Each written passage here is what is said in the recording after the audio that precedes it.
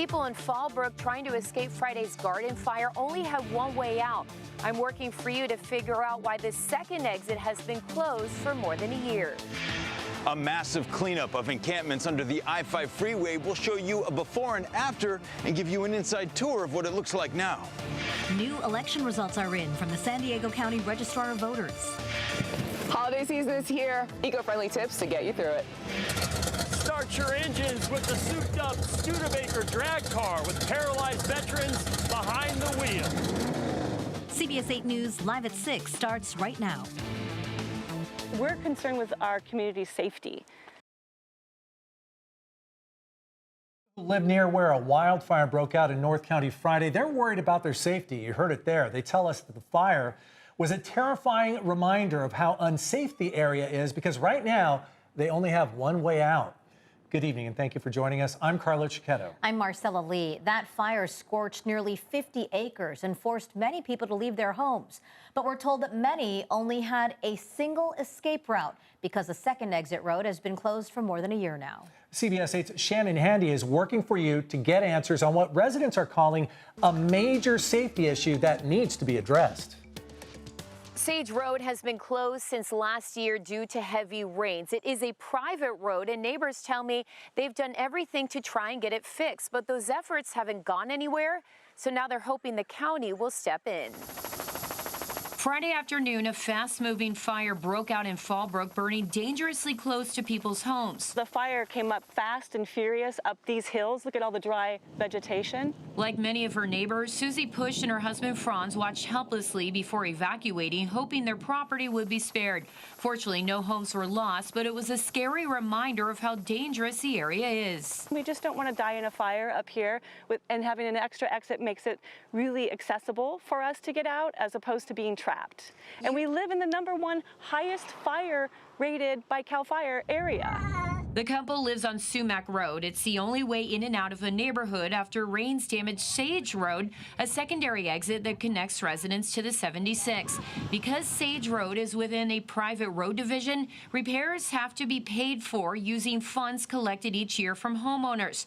But they don't have enough money, nor do they have enough signatures on a petition needed to approve a county loan. We're short on funds, so we needed the 60% of all of our neighbors to sign it. And this half signed it. Like if this was split in half, we would have the signatures. But it's the people that live a mile or 2 miles up that are in our PRD. They don't quite get that we're neighbors and that we're going to get trapped. They care about their exit only. To make matters worse, there's a water pipe project underway, putting more heavy vehicles and added stress on their only usable road. Just one day before the fire, this piece of equipment got stuck for 30 minutes, leaving neighbors stranded with nowhere to go. I have neighbors that were trying to get to doctor's appointments, pick kids up from school, and they were literally trapped. And some of them were having panic attacks, like they didn't know how to get out. It's just all these moving parts that can come to a big disaster if someone doesn't step in and take care of it. Susie is hoping the county will do just that. I reached out to a county spokesperson, the San Diego County Water Authority, as well as Supervisor Jim Desmond's office, all of which were closed because of the holiday. I'll follow up and provide details when they become available. Working for you, Shannon Handy, CBS 8. Thanks, Shannon. And remember, if there's something you'd like us to look into, email us at workingforyou@cbs8.com.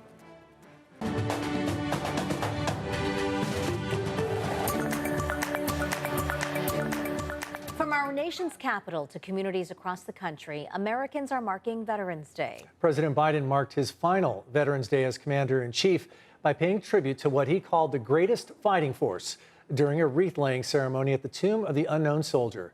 Generations of veterans gathered at the World War II Memorial in Washington, D.C. to show gratitude for the year-round service and sacrifice of military families, past and present. Here in San Diego, there were several Veterans Day parades across the county, including one in downtown Escondido, and a boat parade on San Diego Bay to mark the end of Fleet Week San Diego.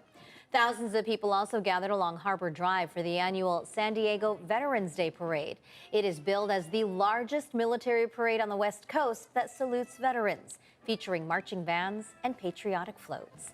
If you missed that parade or you would like to take it all in again, we have a live stream of the whole event available right now on our streaming channel, CBS 8 Plus, which you can download and access for free on your Roku, Apple TV, and Amazon Fire TV. And today, the Padres visited the Veterans Village of San Diego for their Veterans Day pancake breakfast.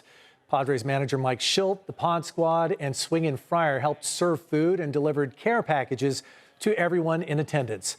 Veterans Village of San Diego helps veterans and their families in overcoming homelessness, addiction, and other related challenges.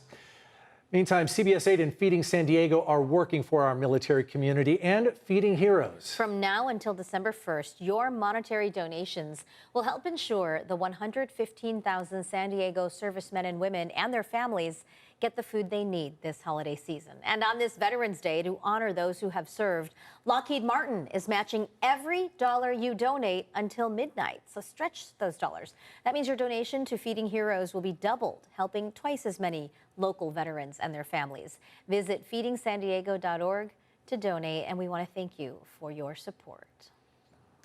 The city of San Diego has finished a massive cleanup of encampments under Interstate 5 along Friars Road. It's an area known as the Island. CBS 8's Brian White gives us a first-hand look at the results. It took 4 days of hard work. Crews clearing out more than 62 tons of debris and waste here along the San Diego riverbed, where nearly 100 people were living. This area did attract a lot of people due to its proximity of having good shelter. People don't tend to come out here. It's away from people. We showed you the Island, as it's called, back in August. You could see tents, furniture, people cooking food, and using rafts to get back and forth. Last Tuesday, I rode with lifeguards on a small boat to the island to get a close-up look at all the trash left behind. And after 4 days of cleanup, Franklin Coopersmith with Environmental Services gave me a tour of the results. We had a fire pit here before. We had a couple encampments in there as well, so you can see everything is gone. We came across this needle at one point. Franklin tells me they contract with Clean Harbors to dispose of any hazardous materials like human waste and propane tanks. They wanted to get the encampments and trash cleared out before the next rainy season. When you start getting a king tide, you start getting some water coming down, this whole thing will be gone. Last year, the city received a $3.6 million grant from the state to help with outreach efforts before clearing encampments like this. The Homelessness Strategies and Solutions Department provided case management and street medicine over the past 4 months. Some people were admitted to safe sleeping sites and other types of shelter. We do know that some people will want to return, so we do have park rangers that are going to be assigned to this area. We will be checking ourselves, as well as our hot team from our neighborhood policing division will be here as well. For the next phase, they'll be moving east along the San Diego River around Fashion Valley to continue with more outreach and cleanups. Brian White, CBS 8.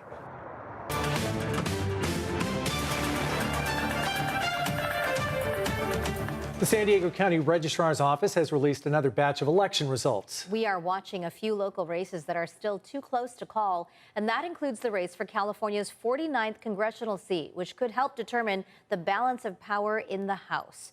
Right now, incumbent Representative Mike Levin is maintaining his lead over Republican challenger Matt Gunderson, Democratic incumbent rather, by 52% to 48%. Levin is up by about 14,000 votes.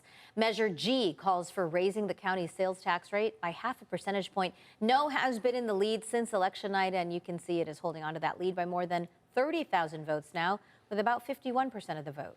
We're also closely watching Measure E in the city of San Diego. That would increase the sales tax by 1%. The goal to generate $400 million annually for infrastructure projects and other city needs. The measure is still on track to fail, as it has been since results were first released. No's lead has increased slightly to about 8,000 more votes than yes. There are still about 140,000 ballots that still need to be processed countywide, we're told. The registrar is set to release more results Wednesday night. We'll have another update on the local races we're following still ahead. Plus, what we are learning about a new tool that one police department here in Southern California is using to bring car chases to a safer end. And the efforts to contain wildfires burning on both U.S. coasts after this. And slightly cooler temperatures today as a weak area of low pressure moves through to the north of us. I'm meteorologist Sean Stiles. We'll take a look at that forecast.